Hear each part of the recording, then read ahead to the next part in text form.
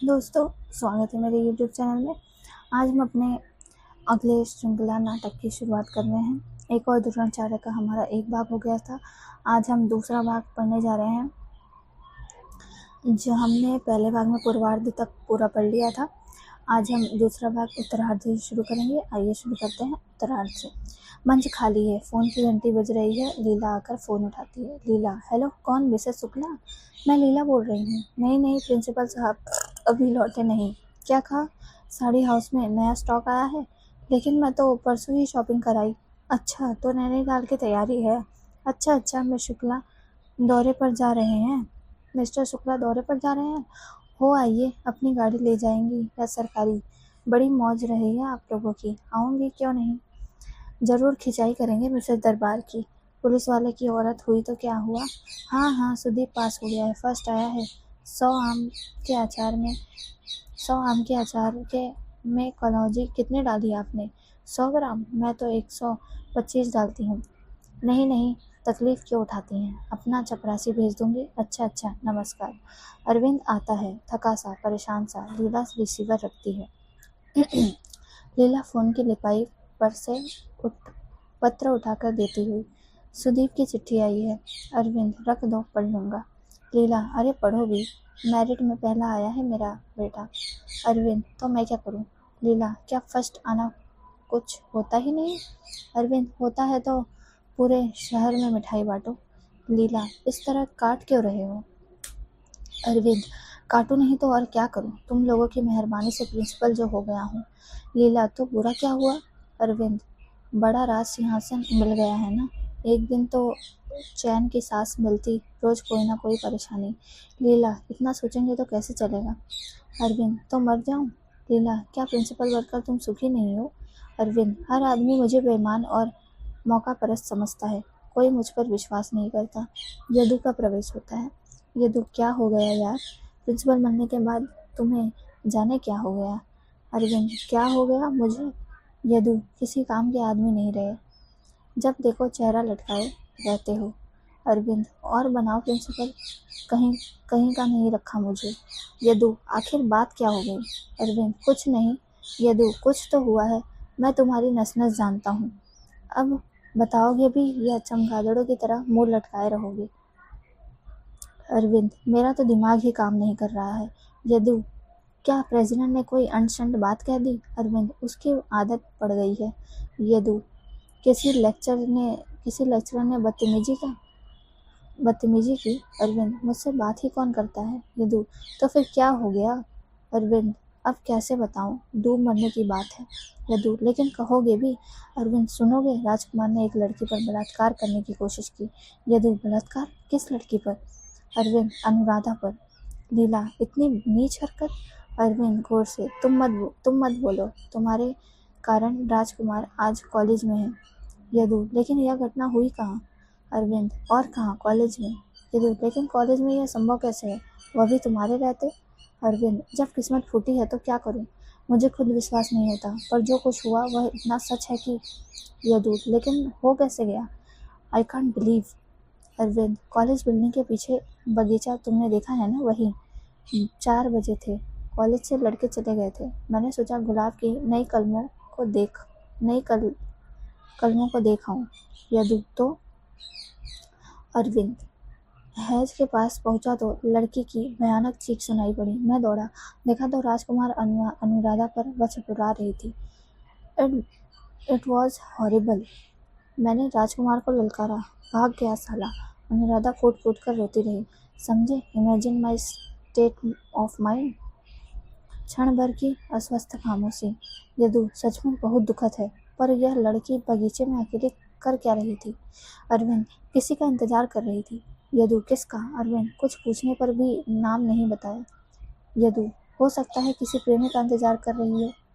अरविंद, तो कौन सा पाप कर रही थी? इसका मतलब यह तो नहीं होता कि उसे रेप कर दिया जाए? लीला लीला कहती है, रोकोगे तो भी बोलूंगी। पूरी घटना के लिए तुम कहाँ जिम्मेदार हो?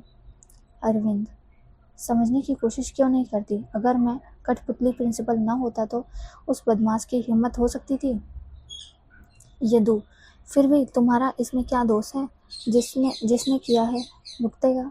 Arvind, you don't understand the tragedy. इस घटना का अकेला गवाह मैं हूँ। कल अदालत बनकर भी मुझे ही बैठना है। यदु, तो क्या उसने लिखित शिकायत की है? अरविंद, क्यों नहीं करेगी, और ना भी करती तो क्या मुझे नामर्दों की तरह चुप बैठना चाहिए? लीला, तो क्या मामला तुल पकड़ेगा? अरविंद, इस बार तो बवंडर होगा। बात कल तक पूरे विद्यार्थियों में फैल जाएगी। लड़के राजकुमार को कड़ी से कड़ी सजा देने के लिए कहेंगे। हो सकता है पुलिस केस बन जाए। अगर चंदू भी शहर में हुआ तो पिछली बार का बदला चुकाएगा। यदु, लेकिन वह कॉलेज में कहाँ है? अरविंद, कॉलेज में न होने से क्या होता है? उसके साथी तो हैं, याद है ना? इन लड़कों पर हमने पुलिस के डंडे मरवाए थे। उनके अगुआ लोगों को कॉलेज से निकाला था। क्या वह चुप बैठ जाएंगे? मैंने सबके सामने झूठा बोला था। क्या वे मुझे माफ़ कर देंगे? यदु, रिपोर्ट दबा दो। अरविंद, असंभव, पूरी घटना मेरे सामने हुई है। सब कुछ इतना सच और भयानक रूप से सच है कि मैं झूठ नहीं बोल पाऊंगा। लीला, लेकिन सच बोलने का मतलब जानते हो? अरविंद, कहा ना तुम चुप रहो। मैं सोचता था तुम बलात्कार की बात सुनकर तिलमिला जाओगी। राजकुमार को कठोर से कठोर सजा देने पर मुझे विवश कर दोगी, पर उल्टे तुम क्या सुविधाएं ने तुम्हारी संवेदना को इतना मार डाला है? लीला, और प्रेसिडेंट तुम्हें नौकरी से निकाल देगा तब? अरविंद, निकालने दो, नौकरी। यदु, जरा व्यवहारिक बुद्धि से काम लो अरविंद, क्या खाक काम लो? यदु, उस लड़की को समझाओगे, उससे कहो कि बात फैलेगी तो बदनामी भी उसकी ही होगी। चुप बैठना ज़्यादा अच्छा है। अगर समझाने के काम चल जाता है तो बावला मचाने में से फ़ायदा क्या? लीला, यदु भाई ठीक कहते हैं। तुम्हें भी झूठ नहीं बोलना पड़ेगा और संकट भी टल जाएगा। अरविंद, मैं कहता हूँ तुम चुप रहो। द्वार पर प्रेसिडेंट आता है। अरविंद आश्चर्य से, आप? प्रेसिडेंट यदु की ओर देखते हुए, मैं आपसे ज़रा अकेले में बात करना चाहता हूँ। यदु इशारा समझकर चला जाता है। प्रेसिडेंट इत्मीनान से बैठकर सिगार जलाता है। मिस्टर अरविंद, कॉलेज में इतनी बड़ी घटना हो गई है और आपने मुझे इन्फॉर्म करना तब जरूरी नहीं समझा? लीला, बीच ही में, ये तो बस आपकी ओर ही आ रहे थे। कितने परेशान हैं तब से। कह रहे थे प्रेसिडेंट साहब भी बहुत चिंतित होंगे। प्रेसिडेंट लीला की बात पर ध्यान देता हुआ अरविंद से, क्या आपको कॉलेज से मेरे घर सीधे नहीं आना चाहिए था?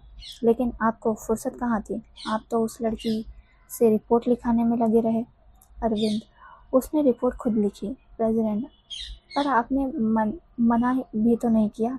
अरविंद, क्या यह उसका अधिकार नहीं था? प्रेसिडेंट, उसे समझाना भी आपका कर्तव्य था।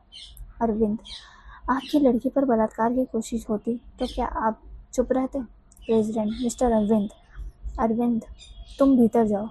अरविंद लीला से कहता है, तुम भीतर जाओ।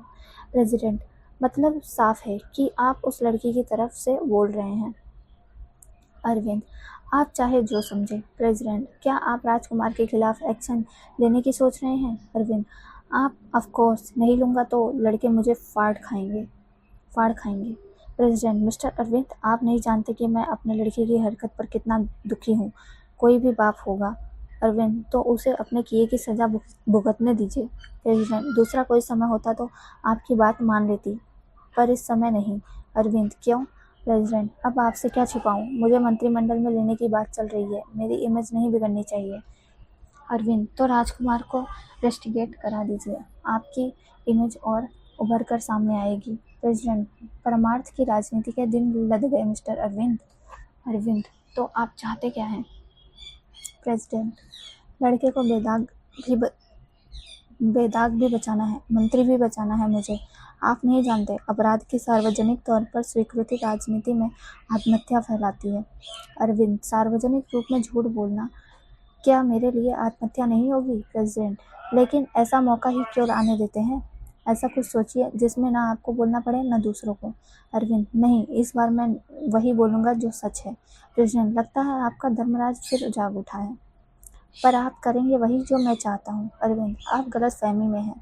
प्रेसिडेंट, लेकिन कल आप जो कुछ बोलेंगे उस पर विश्वास कौन करेगा? अरविंद, क्यों? प्रेसिडेंट, क्योंकि अब तक आप पुलिस की हिरासत में हो, क्योंकि तब तक आप पुलिस की हिरासत में होंगे। मैं जा रहा हूँ। लीला, लेकिन इनका अपराध क्या है? प्रेसिडेंट, विरोध, केवल विरोध। अच्छा मिस्टर अरविंद, थोड़ी देर बाद मैं टेलीफोन करूँगा, इस बीच आप मेरा कहना मान ले तो अच्छा ही है। लीला अरविंद की ओर परेशान रोशनी से देखती है, कुछ देर की खामोशी रहती है। लीला, तुमने आखिर ऐसा कर क्या दिया जो जेल जाने तक की नौबत आ गई? अरविंद, क्या मुझ पर भरोसा नहीं है? लीला, फिर भी। अरविंद, मैंने कोई गलती नहीं की है।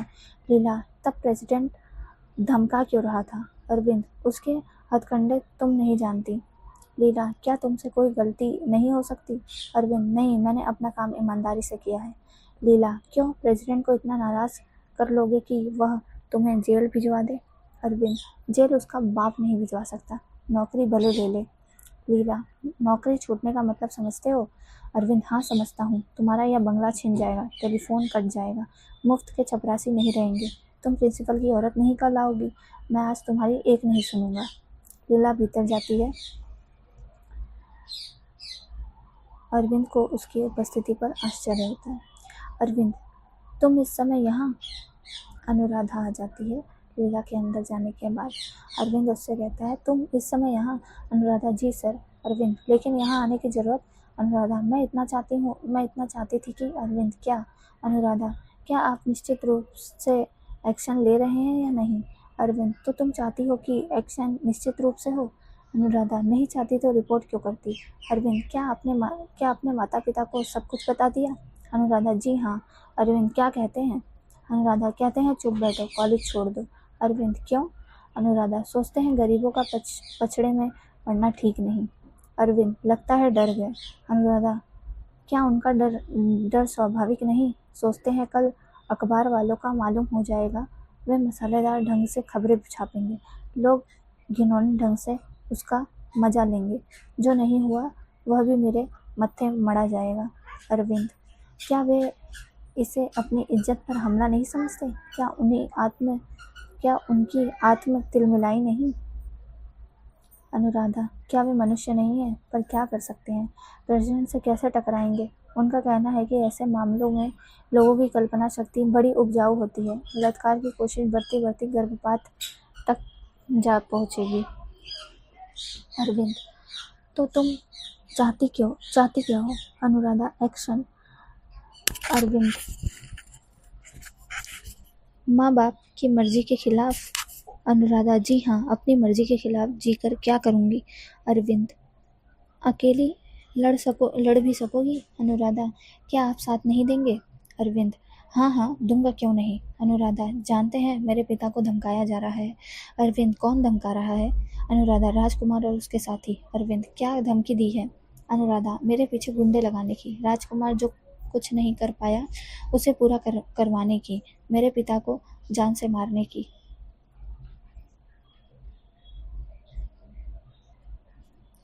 अरविंद, तुम लोग पुलिस में रिपोर्ट क्यों नहीं करते? अनुराधा, जब मेरे माता पिता बात को बढ़ाना ही नहीं चाहते तो रिपोर्ट क्यों करेंगे? उन्होंने तो मुझसे भी साफ कह दिया है कि यदि मैंने रिपोर्ट कर दिया तो मुझे घर से बाहर निकाल देंगे।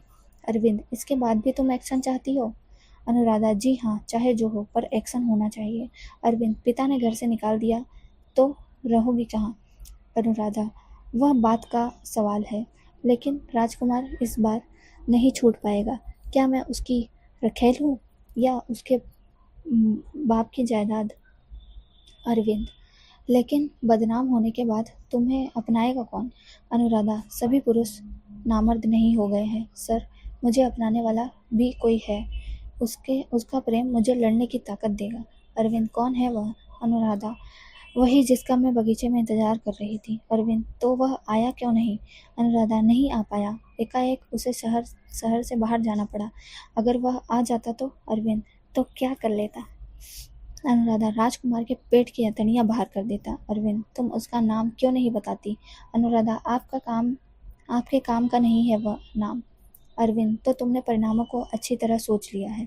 अनुराधा, जी हाँ, वैसे मैं परिणामों का हिसाब किताब करने की उलझन उलझन में पड़ना भी नहीं चाहती। अरविंद, ठीक है, मैं कल राजकुमार को कॉलेज से रेस्टिकेट कर दूंगा। अनुराधा, पर आपने सभी परिणामों का हिसाब किताब कर लिया है या नहीं? अरविंद, सोचनी सोचती हो कि उसे रेस्टिकेट नहीं कर पाऊंगा? क्यों सोचती हो ऐसा?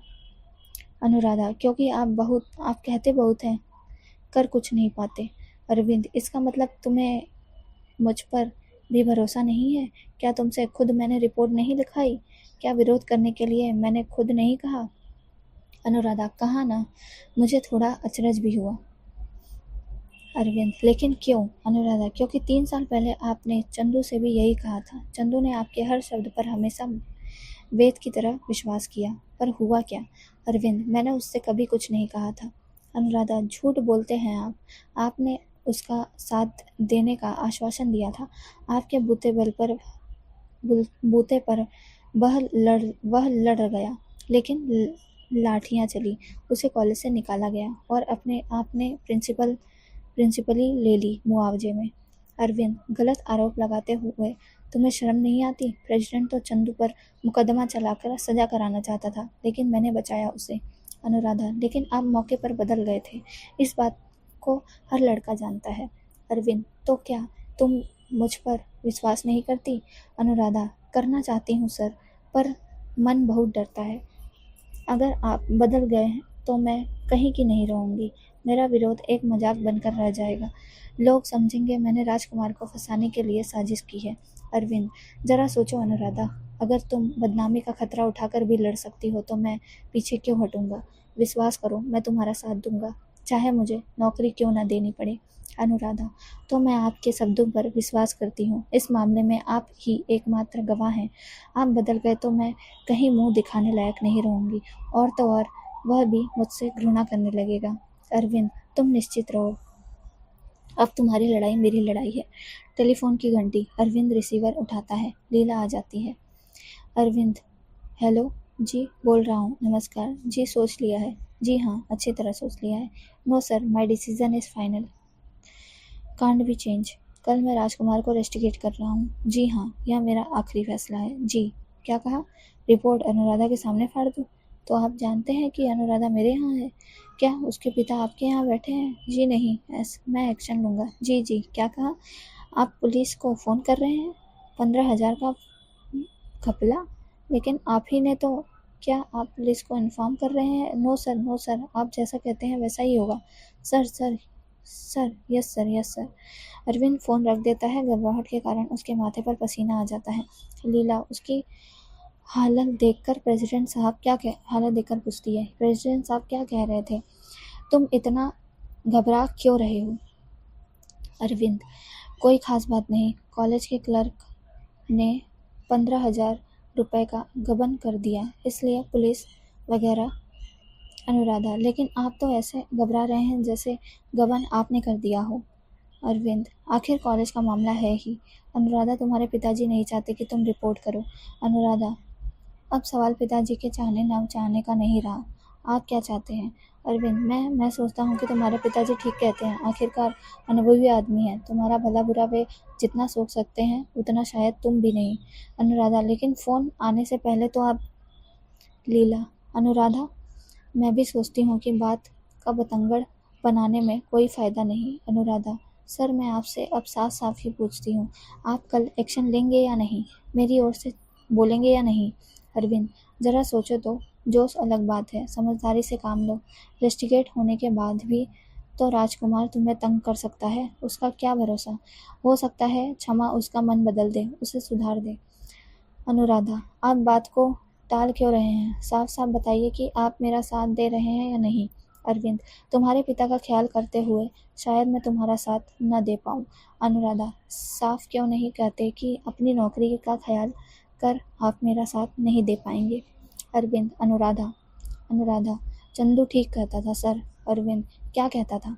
अनुराधा, वह आपको बड़े बड़े निरर्थक शब्द थूकने वाला नपुंसक बुद्धिवादी कहता था। आपने सचमुच मुझे कहीं का नहीं रखा। मेरे सब भ्रम टूट गए। आपको चिंता करने की ज़रूरत नहीं होगी। कल शायद कोई बवाल ही ना उठे। धीरे धीरे जाती है। एक लंबा भयावह सन्नाटा। अरविंद माथा पकड़कर बैठ जाता है। लीला घबराहट के स्वर में, क्या हो गया तुम्हें? अरविंद, आत्मज्ञान, आत्मज्ञान, बोधिसत्व के से बोध। लीला, ठीक से बताते क्यों नहीं? अरविंद, कह तो रहा हूँ, आत्मज्ञान हो गया है मुझे, अपने क्षुद्र होने का आत्मज्ञान, सड़े हुए आटे में बिलबिलाने वाला कीड़ा होने का आत्मज्ञान। प्रेसिडेंट के फ़ोन ने मुझे अपनी तस्वीर दिखा दी।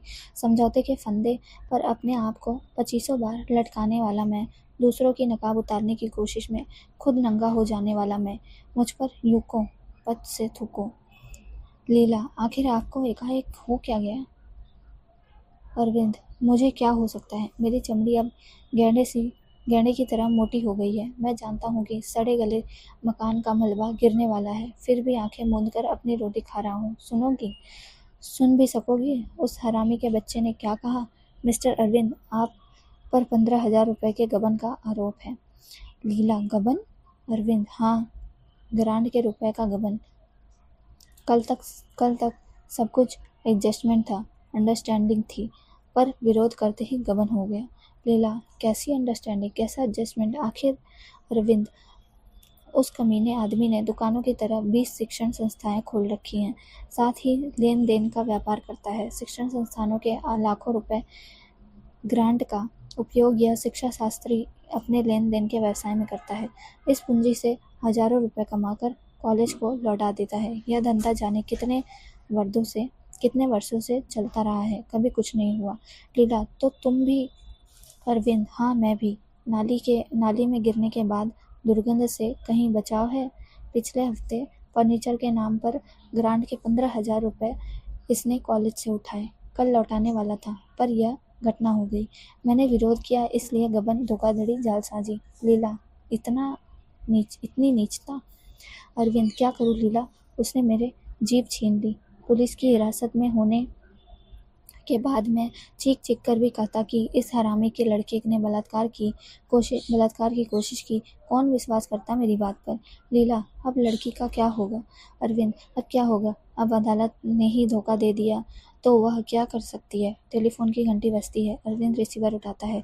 अरविंद, हेलो, क्या हुआ? क्या कहा? एडजस्टमेंट?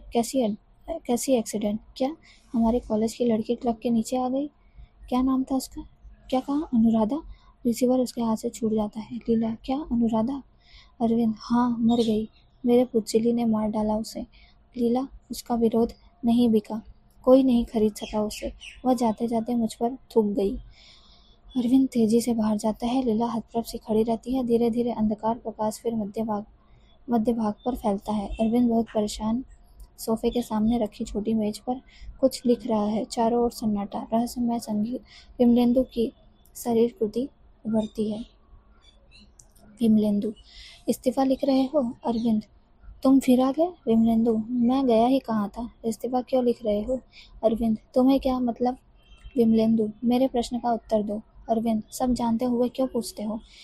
क्या ऐसी मनस्थिति में नौकरी करना संभव है? विमलेंदु, तब क्या करोगे? अरविंद, अभी सोचा नहीं है। विमलेंदु, नौकरी के अलावा तुम कर ही क्या सकते हो? हर बार तुमने नौकरी करने के लिए ही तो पुरानी नौकरी छोड़ी। फाड़ कर फेंक दो अपना इस्तीफा। अरविंद, तुम ऐसा कहते हो? विमलेंदु, हाँ, मैं कहता हूँ। मैं भी तुम्हारी जगह होता तो इस्तीफा लिखता जरूर, पर थोड़ी देर बाद फाड़ कर फेंक देता। अरविंद, यह जानते हुए भी कि एक निरपराध लड़की के खून की जिम्मेदारी मेरे सिर है? विमलेंदु, हाँ, क्योंकि तुम उस लड़की की आत्महत्या के लिए पूरे जिम्मेदार नहीं हो। अरविंद, तो कौन है? अरविंद, 3 आदमी, प्रेसिडेंट, लड़की का बाप और तुम। अरविंद, लेकिन दगा तो मैंने दिया। विमलेंदु, इससे क्या होता है? प्रेसिडेंट तुम्हें पुलिस की धमकी न देता तो क्या तुम अपना निर्णय बदलते? जानते हो, अनुराधा के बाप ने अपना विरोध 5,000 रुपयों के में बेच दिया था। लड़की को रातों रात दूसरे गांव में भेजने की योजना बन चुकी थी। प्रेसिडेंट ने अपने इंतजाम कर रखे थे, इसलिए तुम नाहक पूरी जिम्मेदारी अपने ऊपर ओढ़ रहे हो। अरविंद, लेकिन मेरी आत्मा। विमलेंदु, आत्मा क्या चीज होती है? केवल शरीर सत्य है, आत्मा सब बकवास। जानते हो मेरी जवान विधवा पत्नी? अरविंद, क्या हो गया उसे?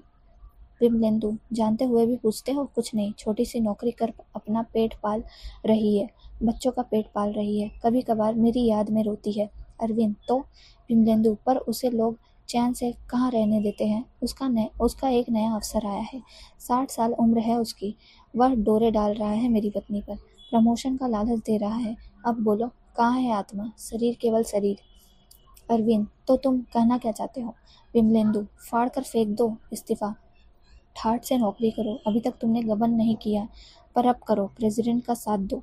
अरविंद, उस कमीने का। विमलेंदु, उसे गाली मत दो, तुम्हारे लिए वह बड़े काम का आदमी है। जानते हो, वह एक दो दिनों में मंत्री बन रहा है। हो सकता है एजुकेशन उसके हाथ लग जाए। अरविंद, इससे क्या? विमलेंदु, क्या तुम्हारे लिए कुछ नहीं करेगा? कुछ तो करेगा, देखना, वह तुम्हें कुछ बना कर रहेगा। उठाओ, फाड़ दो अपना इस्तीफा, फाड़ो। अरविंद, नहीं, उस लड़की को मैंने दगा दिया है। मेरे कारण उसने आत्महत्या की है। मुझे अपने पाप का प्रायश्चित करने दो।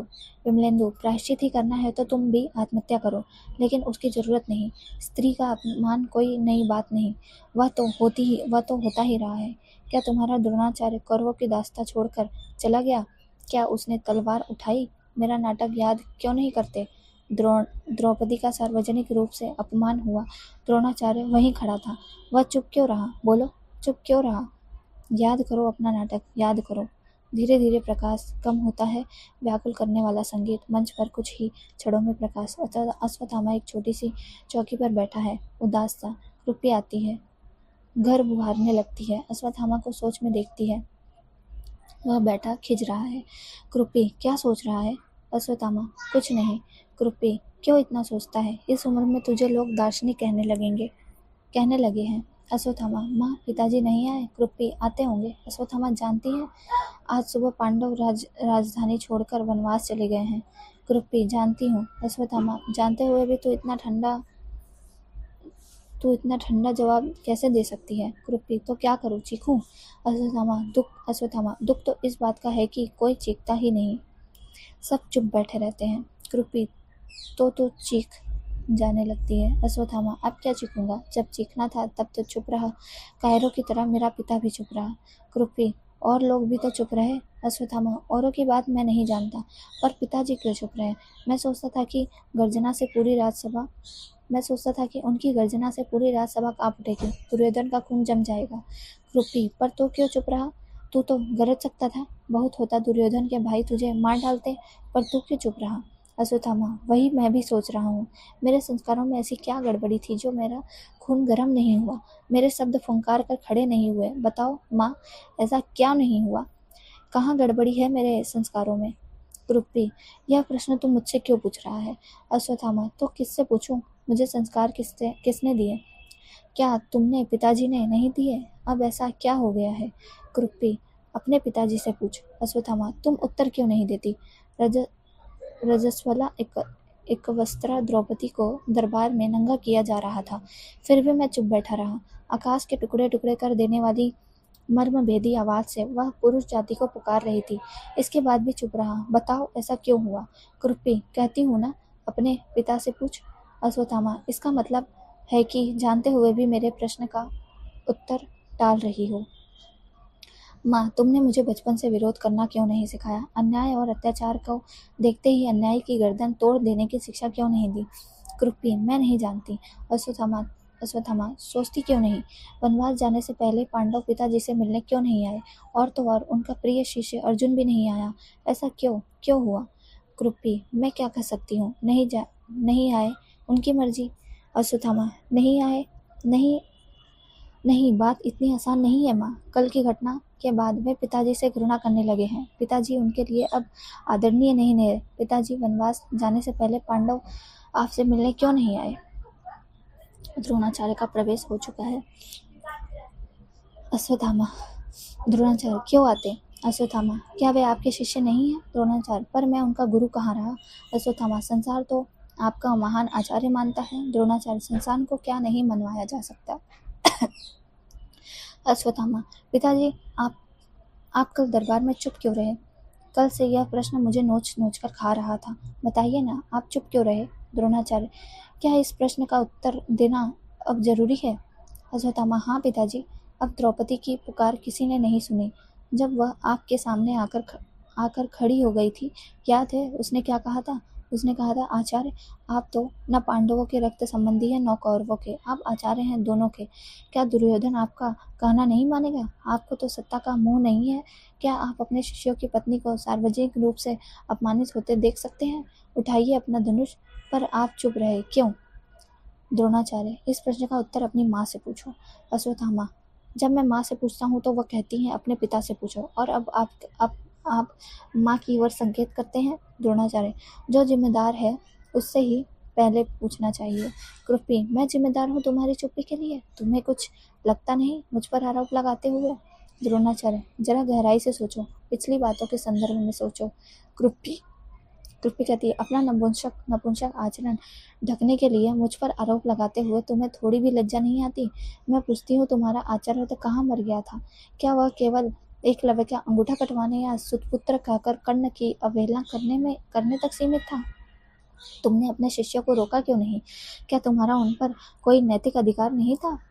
द्रोणाचार्य, आवेश कोई तर्क नहीं होता कृपी, जरा अपनी ओर देखो। कृपी, क्या देखूं? साफ क्यों नहीं कहते कि तुम्हें अपने शत्रु द्रुपद की कन्या को अपमानित होते देखकर एक हिंसक आनंद मिल रहा था? द्रोणाचार्य, लेकिन यहाँ कृपाचार्य, विदुर और भीष्म भी तो थे, ये क्यों चुप रहे थे? इसके कारण पर विचार क्यों नहीं करती? कृपी, वे तो शिक्षक नहीं थे, आचार्य नहीं थे। तुमने चुप रहकर अन्याय पीने की परंपरा दे दी। आने वाला इतिहास तुम्हें कोसेगा। अश्वत्थामा, माँ। कृपी, चुप रह। तू क्यों नहीं बोला? जब दुर्योधन का भाई विकर्ण खड़ा होकर विरोध कर सकता था तो तू क्यों चुप रहा? तेरा अध्यात्म चिंतन, ब्रह्म ज्ञान सब ढोंग है। कहता क्यों नहीं कि द्रौपदी का खुला शरीर देखने की लालसा तुझे भी सता रही थी? द्रोणाचार्य,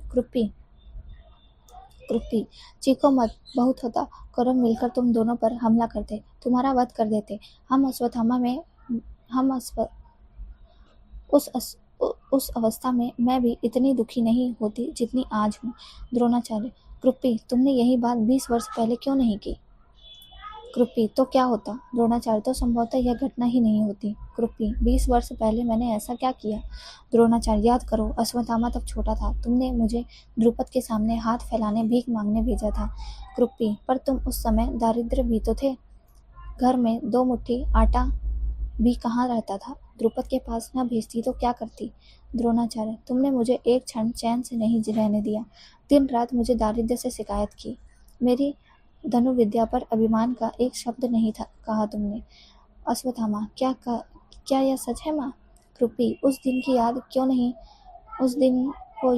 नहीं करते जिस दिन मैंने दूध के नाम पर अश्वत्थामा को आटे का घोल पिलाया था? द्रोणाचार्य, वही दिन था, उसी दिन भूख मेरे सिद्धांत से बड़ी हो गई, प्रतिशोध विवेक को जीता।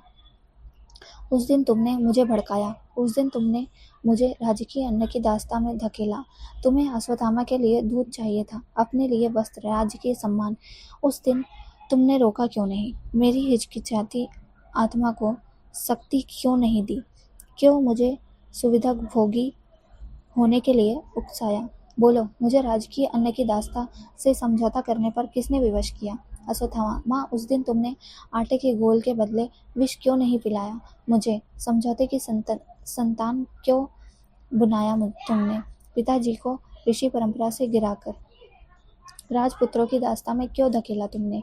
द्रोणाचार्य, और उस राजकीय अन्न की दास्ता ने मेरा विवेक खरीदा, मेरा न्याय बुद्धि खरीदी। मुझे एकलव्य का अंगूठा काटना पड़ा, मुझे कर्ण जैसे होनहार विद्यार्थी को व्यवस्था की आड़ लेकर ठुकराना पड़ा।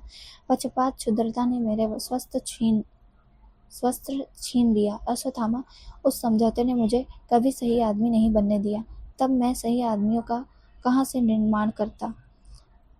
कृपी, लेकिन राजकीय अन्न की दास्ता से मुक्त होने की कोशिश क्या नहीं की तुमने?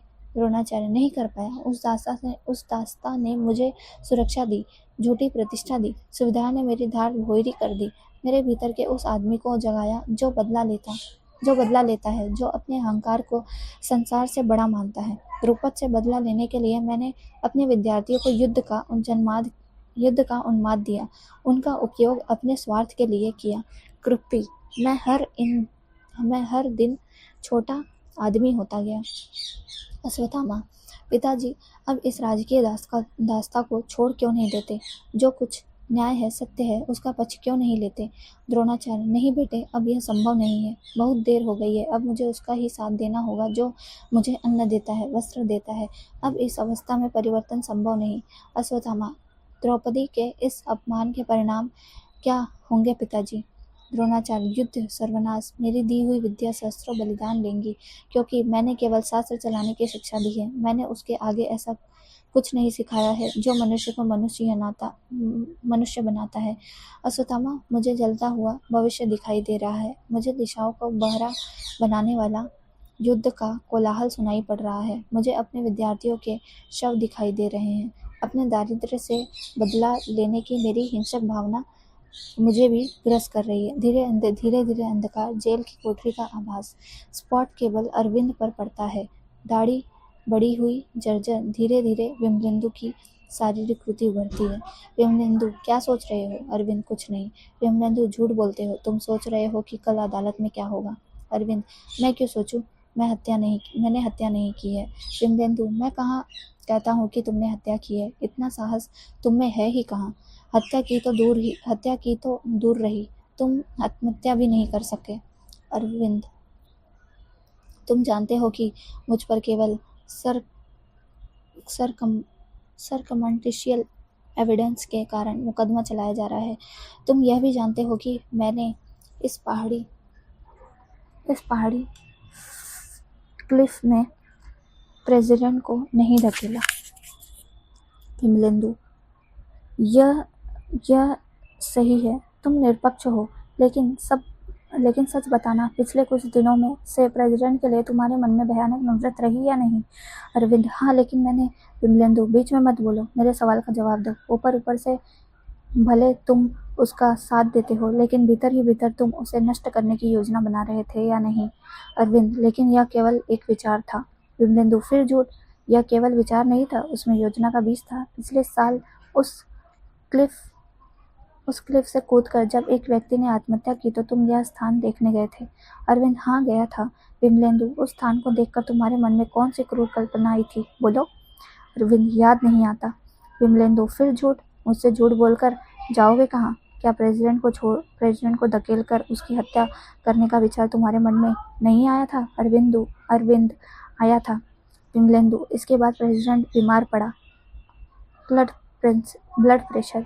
उसके डॉक्टरों ने सुबह और शाम दूर तक घूमने की सलाह नहीं दी? अरविंद: दी थी। विमलेंदु: और तुम उसके साथ घूमने जाने लगे? लोगों ने उसे खुशामद समझा, पर तुम्हारे मन में वह पापी विचार बना रहा। क्यों, बना रहा या नहीं? अरविंद: हाँ, बना रहा। विमलेंदु: धीरे धीरे तुम उसे शाम के समय उस क्लिफ की ओर ले जाने लगे। प्रेसिडेंट को तुम्हारे इरादे पर शक नहीं हुआ? अरविंद: पर मैं ऐसा जानबूझकर नहीं कर रहा था। विमलेंदु: लेकिन तुम कर रहे थे। और उस शाम को क्लिफ को नीचे तराई के गांव में मेला लगा था। नगाड़ों की आवाजें आ रही थी। तुमने प्रेसिडेंट के क्लिफ के बिल्कुल छोर तक बुलाया, जिससे वह मेला देख सके। तुमने कहा था, देखिए प्रेसिडेंट साहब, लोग कैसे चींटियों जैसे लग रहे हैं। कहा था ना? अरविंद: हाँ, कहा था, लेकिन हत्या का विचार मेरे मन में तब भी नहीं था। विमलेंदु: प्रेसिडेंट उत्सुकतावश तुम्हारा सहारा लेकर आगे बढ़ा। तुमने उसके कंधे पर हाथ रखा। बोलो, उस समय तुम्हारा मन पाप से नहीं भरा? अरविंद: लेकिन मैंने उसे नहीं धकेला।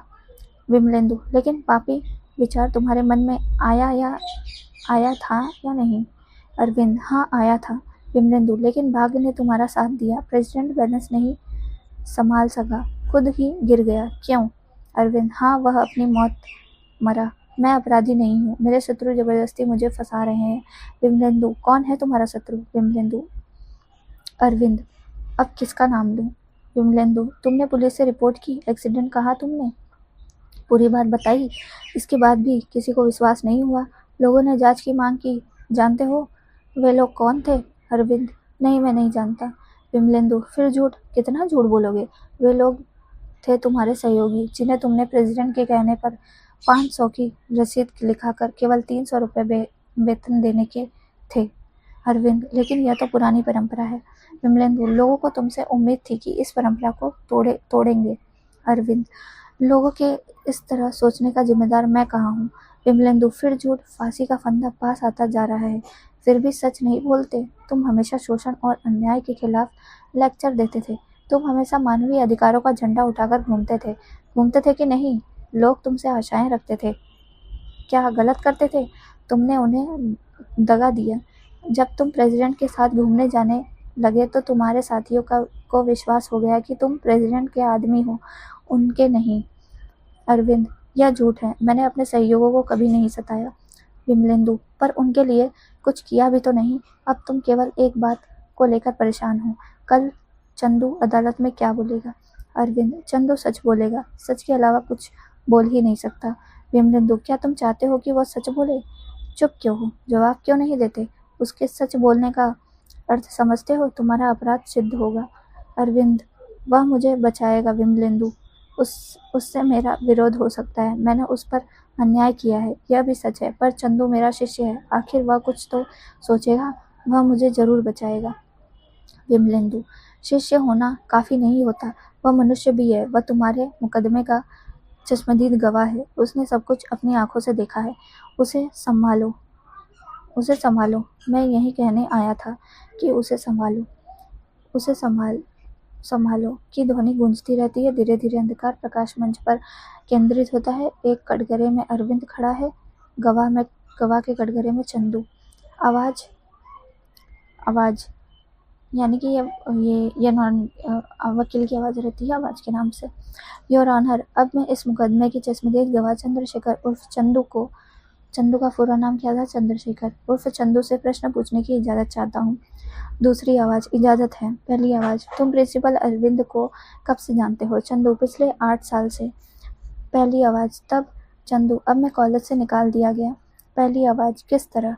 चंदू, वे कॉलेज में मेरे प्रोफेसर थे। पहली आवाज, तुम्हें कॉलेज छोड़े कितने वर्ष हो गए हैं? चंदू, मैंने कॉलेज छोड़ा नहीं। पहली आवाज, तब? चंदू, मैं कॉलेज से निकाल दिया गया।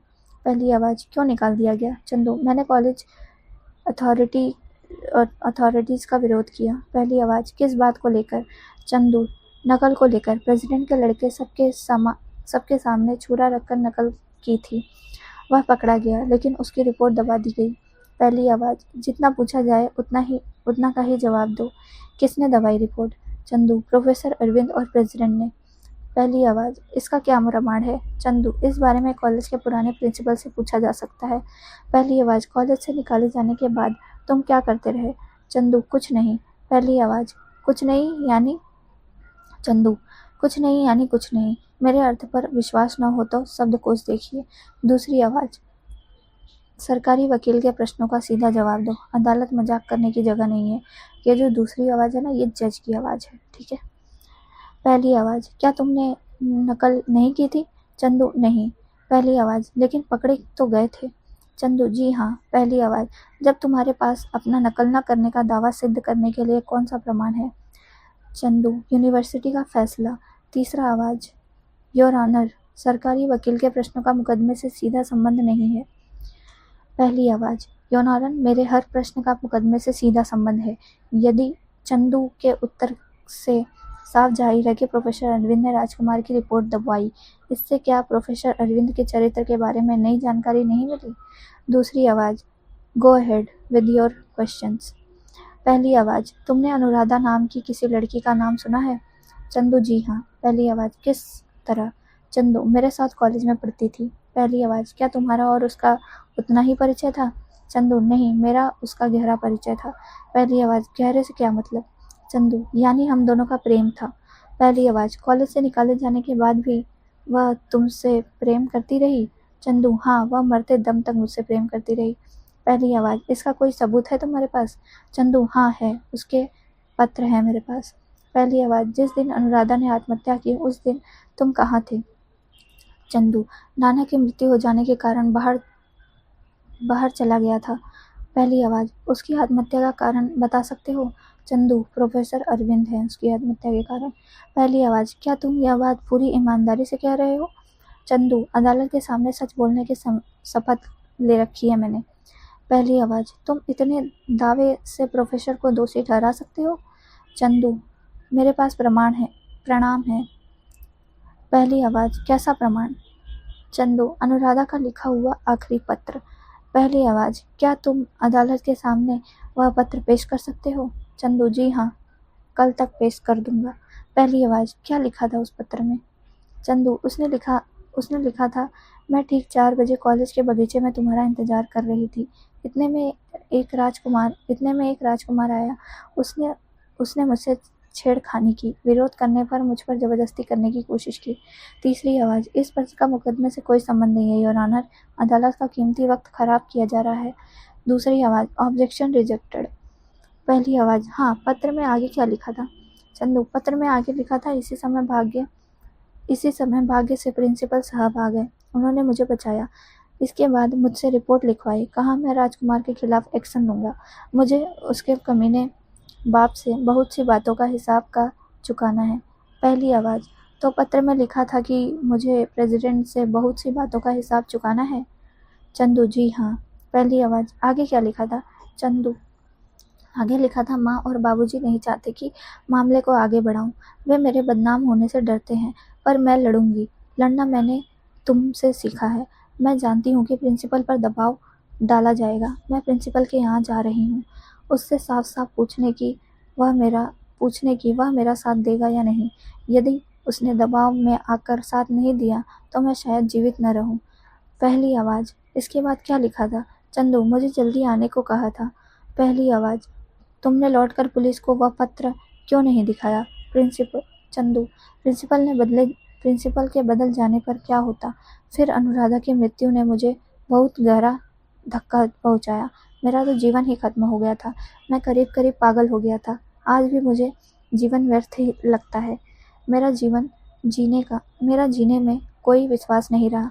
पहली आवाज़, योर ऑनर, अनुराधा के पत्र का एक वाक्य बहुत महत्वपूर्ण है। प्रोफेसर अरविंद ने रिपोर्ट में लिखते समय कहा था, मुझे राजकुमार के कमीने बाप से बहुत कुछ से हिसाब चुकाने हैं। इसका मतलब साफ है कि प्रोफेसर अरविंद के मन में उस प्रेसिडेंट के लिए पहले से नफरत थी। उसके खिलाफ वह हर मौके का फायदा उठाना चाहता था।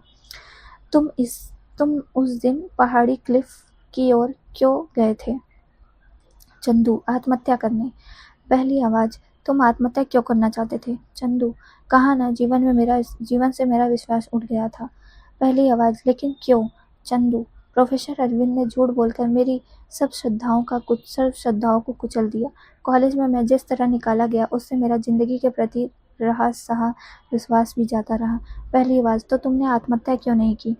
चंदू, मैं क्लिफ से कूदने वाला था। पहली आवाज़, तो क्यों नहीं कूदे? चंदू, मुझे पावों की आहट सुनाई पड़ी। करीब आती हुई बातचीत। पहली आवाज़, तो तुमने क्या किया? चंदू, एक और झाड़ी में सरक गया। पहली आवाज़, तुमने किसे आते देखा? चंदू, प्रोफेसर अरविंद और प्रेसिडेंट को। पहली आवाज़, दोनों में क्या बातचीत हो रही थी? चंदू, प्रोफेसर अरविंद क्लिफ की ओर बढ़ रहे थे और प्रेसिडेंट को अपने पास बुला रहे थे, लेकिन प्रेसिडेंट हिचक रहा था। पहली आवाज़, इसके बाद क्या हुआ? चंदू, प्रोफेसर अरविंद उन्हें बहुत उकसाते रहे। उसने नीचे तराई का मेला देखने का आग्रह करते रहे। पहली आवाज़, तब चंदू, आखिर बेबस होकर प्रेसिडेंट क्लिफ के छोर तक आया। पहली आवाज़, आगे कौन था? चंदू, प्रेसिडेंट। पहली आवाज़, पीछे? चंदू, प्रोफेसर अरविंद थे। पहली आवाज़, प्रोफेसर अरविंद का हाथ कहाँ था? चंदू, प्रेसिडेंट की पीठ पर। वे उनकी पीठ पर हाथ रखकर मेले की ओर इशारा कर रहे थे। पहली आवाज़, इसके बाद? चंदू, इसके बाद मुझे प्रेसिडेंट का शरीर लड़खड़ाता दिखा और क्लिफ से नीचे गिरता। पहली आवाज़, क्यों प्रोफेसर अरविंद ने प्रेसिडेंट को धकेला? चंदू चुप रहता है। पहली आवाज़, बोलते क्यों नहीं? प्रोफेसर अरविंद ने प्रेसिडेंट को धकेला था? चंदू अरविंद की ओर देखता है। अरविंद कातर दृष्टि से उसकी ओर देखता है। फिर क्षणभर चंदू की मुद्रा कठोर हो जाती है। चंदू, हो सकता है। पहली आवाज़, इसके बाद क्या हुआ? चंदू, इसके बाद प्रोफेसर अरविंद घबराकर भागने लगे। मैंने उन्हें आवाज़ दी। पहली आवाज़, क्या उन्होंने तुम्हें देखा? चंदू, हाँ, अच्छी तरह देखा। पहली आवाज़, तब क्या वे रुके? चंदू, जी नहीं, भागते रहे। मैं भी भागता रहा। पहली आवाज़, वे कहाँ गए? चंदू, प्रेसिडेंट के बंगले में। पहली आवाज़, क्यों? चंदू, शायद फ़ोन करने। पहली आवाज़, तुम्हें कैसे मालूम? चंदू, क्योंकि मैं जब पुलिस स्टेशन पहुंचा तो उनका फ़ोन आ चुका था। पहली आवाज़, योर ऑनर, और बजे की बात और मजे की बात है कि प्रोफेसर अरविंद ने पुलिस को फ़ोन किया था। उसमें घटनास्थल पर ही चंदू की उपस्थिति का कोई जिक्र नहीं था। योर ऑनर, इससे साफ जाहिर है कि वे इस बात को छिपाना चाहते थे। दूसरी आवाज़, आप गवाह से और कोई प्रश्न पूछना चाहते हैं? पहली आवाज़, नो योर ऑनर। दूसरी आवाज़, नाउ द डिफेंस काउंसिल में आस एग्जिस्ट द विटनेस।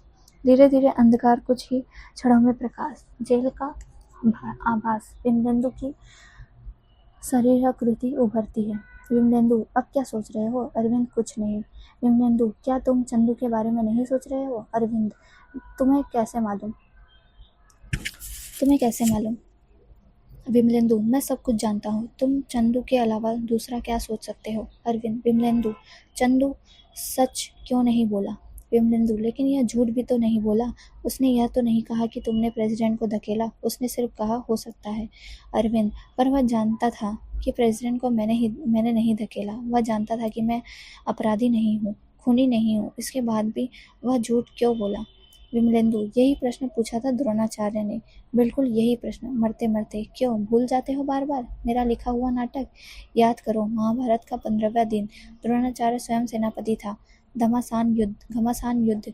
उसने भयानक पद्माकर व्यूह की रचना की थी। वह लड़ रहा था, पांडवों की सेना पर कहर ढा रहा था। लेकिन इसी बीच प्रकाश कम होता है। युद्ध का भयानक कोलाहल, भयानक चित्कारें, कानों के पर्दे फाड़ देने वाली मर्मभेदी आवाजें कम होती हैं। एक तीखी आवाज, अश्वत्थामा मारा गया। वह देखो अश्वत्थामा। प्रकाश मंच पर बिखरता है। रथ का टूटा पहिया। रथ के डंडे के पास द्रोणाचार्य खड़ा है। एक सैनिक उसके पास से भागता हुआ निकलता है। द्रोणाचार्य उसे रोकता हुआ, क्या अश्वत्थामा मारा गया? मेरा बेटा अश्वत्थामा? सैनिक, लोग तो यही चिल्ला रहे हैं। पांडवों की सेना में खुशियां मनाई जा रही हैं। द्रोणाचार्य, पर क्या यह सच है?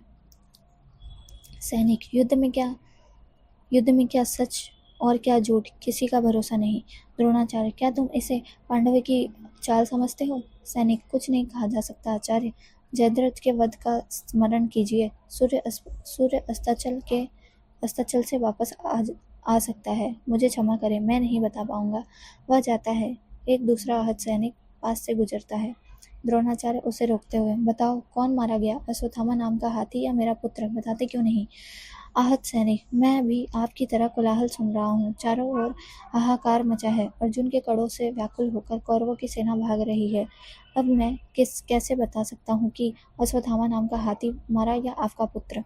द्रोणाचार्य, कोई नहीं बताता, कोई बताने को तैयार नहीं। युधिष्ठिर आता दिखाई देता है। द्रोण पुकारते हैं, द्रोणाचार्य, युधिष्ठिर सुनो, यहाँ आओ। युधिष्ठिर पास आता है। युधिष्ठिर, आज्ञा गुरुदेव। द्रोणाचार्य, युधिष्ठिर, कोलाहल सुन रहे हो? युधिष्ठिर, हाँ गुरुदेव। द्रोणाचार्य, मेरा मन इसे सुनकर काँप रहा है। मुझे कुछ समझ में नहीं आता। तुम सच बोलोगे? युधिष्ठिर, मैं कभी झूठ बोला गुरुदेव? द्रोणाचार्य, इसलिए तो मैं तुमसे पूछ रहा हूँ। मुझे गुरु दक्षिणा चाहिए। युधिष्ठिर, यहाँ युद्ध में? द्रोणाचार्य, हाँ, यहाँ युद्ध में, जहाँ सब कुछ सत्य है और कुछ झूठ। मुझे गुरु दक्षिणा के रूप में बताओ कि कौन मारा गया, अश्वत्थामा नाम का हाथी या मेरा पुत्र, नर या कुंजर? युधिष्ठिर, मैं इतना ही जानता हूँ कि अश्वत्थामा मारा गया। द्रोणाचार्य, वह नर था या कुंजर? बोलो, इस प्रश्न के उत्तर पर मेरा जीवन निर्भर करता है, जल्दी बताओ। युधिष्ठिर, अश्वत्थामा अवश्य मारा गया। वह नर था या कुंजर? इस समय जोर से संकुचित कोलाहल। द्रोणाचार्य एकदम टूट जाता है। तो मेरा पुत्र अश्वत्थामा मारा गया। अब मैं जीवित रहकर क्या करूँगा? नहीं, अब मुझसे युद्ध नहीं होगा। नेपथ्य से आवाज, बड़े खड़े क्या हो रहे हैं? धृष्टद्युम्न, काट लो उस बूढ़े की गर्दन। ले लो अपने पिता के अपमान का बदला। द्रोणाचार्य, तुम जीवित हो? अशु, तो वह धर्मराज झूठ क्यों बोला? गुरु दक्षिणा की शपथ के बाद भी झूठ बोला? क्यों? युधिष्ठिर, गुरुदेव। द्रोणाचार्य, ठीक किया तुमने, मैं इसी का पात्र था। सत्य और न्याय का पक्ष जानते हुए भी मैं उसके विरोध में लड़ा। अपने ही शिष्यों के विरुद्ध राजकीय अन्य की दास्ता, समझौते का चरित्र। ठीक किया तुमने। इस समय तुम्हारा झूठ बोलना ही धर्म है। युधिष्ठिर, तुम सच भी बोलते तो क्या इतिहास झूठ बोलता? अच्छा किया तुमने। अंधकार कुछ और तक करुण संगीत प्रकाश फिर उभरता है अरविंद और विमलेंदु की पूर्व स्थिति पर। विमलेंदु, मिल गया ना तुम्हें अपने प्रश्न का उत्तर? अरविंद, चंदू की अरविंद की धर्मराज से तुलना करना क्या ठीक है? विमलेंदु, फिर झूठ। तुम जानते हो कि तुम्हारे प्रश्न का उत्तर क्या है? आकर over of confession is approaching. पर तुम सच नहीं बोलना चाहते। बताओ, चंदू को झूठ बोलना किसने सिखाया? अरविंद, किसने सिखाया? विमलेंदु, तुमने। और किसने? अरविंद, मैंने। विमलेंदु, तुम उसके लिए सब कब सच बोले? जानते हो, तुम्हारे हर झूठ के उसके हर विश्वास को गहरे धक्के दिए। कुल मिलाकर शिक्षक के रूप में तुमने उसे क्या दिया? अर्थशास्त्र पर भाषण, मालथस, पिगू और केन्स के सिद्धांत। ये तो किताबों से भी पढ़े जा सकते थे। सवाल है, तुमने क्या दिया? क्या ऐसा कुछ दिया तुमने जो उसके जीवन को अर्थ देता? अरविंद, तुम रह रहकर मुझे दोष दे रहे हो। पर बताओ, मुझे झूठ बोलना किसने सिखलाया? विमलेंदु, व्यवस्था ने। दम घोटकर रख देने वाली व्यवस्था ने। विरोध से तिलमिला उठने वाली व्यवस्था ने। अरविंद, क्या मैं शुरू से कमीना आदमी था? विमलेंदु, नहीं। अरविंद, क्या मैंने माल्थस, पिगू और केन्स के सिद्धांतों से आगे बढ़कर जीवन का अर्थ खोजने की कोशिश नहीं की? विमलेंदु, की। अरविंद, क्या मुझमें आक्रोश नहीं था, छटपटाहट नहीं थी? विमलेंदु, मैं कहाँ मना करता हूँ। अरविंद, तब तुम उस प्रेसिडेंट को दोष क्यों नहीं देते? विमलेंदु, क्योंकि उसके पास शक्ति थी। व्यवस्था उसकी पीठ थपथपाती थी। शक्ति के कारण तुम्हारी नियति तय करने का उसे अधिकार था। सवाल है, उसने तय कर दिया, उस पर तुम चले क्यों नहीं? याद है जब तुमने विरोध की भाषा अपनाई, सत्ता ने तुम्हारे अस्तित्व पर सीधे हमला किया, कभी प्रलोभन देकर, कभी आतंक जमाकर। इसलिए विरोध मत करो, सब विरोध बकवास है। यदि व्यवस्था तुम्हें अपने इशारे पर भौंकने वाला कुत्ता बनाना चाहती है तो भौंको, कुत्ते के पिल्लों को जन्म दो। चंदू और युधिष्ठिर मत पैदा करो, राजकुमार और दुर्योधन पैदा करो। अरविंद, क्या तुम्हारे आत्म बलिदान का यही निष्कर्ष है? विमलेंदु, वजनी शब्दों का इस्तेमाल बंद करो, उन्होंने अर्थ खो दिए हैं। मेरा आत्म बलिदान? बेवकूफ, जानता है मेरी पत्नी कहाँ है? अरविंद, नहीं, मैं कैसे जानूंगा? विमलेंदु, बाहर शहर छोड़कर चली गई है, उस बूढ़े अफसर से बचने के लिए, उसकी भूखी नज़र से बचने के लिए, उसकी टपकती लार से बचने के लिए। इसके बाद भी तू आत्म बलिदान की भाषा व्यभिचार करता है, शर्म नहीं आती? अरविंद, नहीं, यह झूठ है। विमलेंदु, नहीं, यह सच है। आगे मत बोल। जानता है तू कौन है? अरविंद, मैं कौन हूँ? विमलेंदु, तू द्रोणाचार्य है, व्यवस्था और सत्ता के कीड़ों से पिटा हुआ द्रोणाचार्य, इतिहास की धार में लकड़ी की ढूंढ की तरह बहता हुआ, वर्तमान के कगार से लगा हुआ सड़ा गला द्रोणाचार्य, व्यवस्था के लाइट हाउस से अपनी दिशा मांगने वाले टूटे जहाज सा द्रोणाचार्य। अरविंद, मैं द्रोणाचार्य नहीं, अरविंद हूँ, प्रोफेसर अरविंद। विमलेंदु, बकवास, तू द्रोणाचार्य है, कौरवों की भाषा बोलने वाला, युद्ध में भी उसका साथ देने वाला। तू किस बात का प्रोफेसर? तू द्रोणाचार्य है। अरविंद, नहीं। विमलेंदु, हाँ, तू द्रोणाचार्य है, एक और द्रोणाचार्य, एक और द्रोणाचार्य, एक और द्रोणाचार्य। धीरे धीरे अंधकार हो जाता है। दोस्तों, एक और द्रोणाचार्य भाग 2 हमारा यहाँ समाप्त होता है। मैं कृपया आप इसे पूरा सुने और इसकी पूरी नोट्स बनाएं, और नाटक की श्रृंखला आगे चलती रहेगी जब तक हमारा पूरा नाटक समाप्त नहीं हो जाता। मेरे यूट्यूब चैनल को सब्सक्राइब करें, लाइक करें, और यदि आपको किसी और कहानी, निबंध या नाटक या उपन्यास और कविता की पूरी ऑडियो बुक चाहिए तो आप कमेंट में लिख सकते हैं। तब तक के लिए धन्यवाद, शुक्रिया।